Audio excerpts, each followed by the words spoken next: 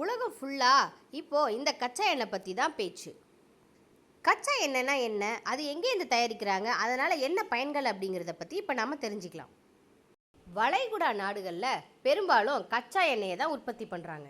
கச்சா எண்ணெயை சுத்திகரித்து நிறைய பொருட்கள் அதிலிருந்து தயாரிக்கப்படுது.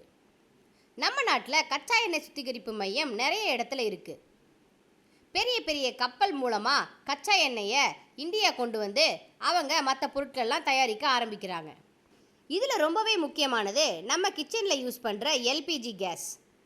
அதுக்கப்புறமா வாகனங்களுக்கு பயன்படுற பெட்ரோல், டீசல், இது எல்லாமே கச்சா எண்ணெயிலேருந்து தான் எடுக்கப்படுது. விமானங்கள் இயக்க தேவையான எரிபொருள் கூட இந்த கச்சா எண்ணெயிலேருந்து தான் தயாரிக்கிறாங்க. இதையெல்லாம் தயாரித்தது போக மீதம் இருக்கிறது பிளாஸ்டிக் பாட்டில் தயாரிக்க உதவியாக இருக்குது. இந்த எண்ணெய் லூப்ரிகன்ஸாக கூட உதவுது. மெழுகுவர்த்தி தயாரிக்க இந்த கச்சா எண்ணெயோட அடி வண்டல் யூஸ் ஆகுது. ரோடு மேலே போட பயன்படுற தார் கூட இந்த கச்சா எண்ணெயிலேருந்து தான் எடுக்கிறாங்க. இந்த கச்சா எண்ணெயால் தான் நம்ம உலகமே இயங்கிட்டு இருக்கிறது அப்படிங்கிறது எல்லாரும் நல்லா தெரிஞ்சுக்கணும்.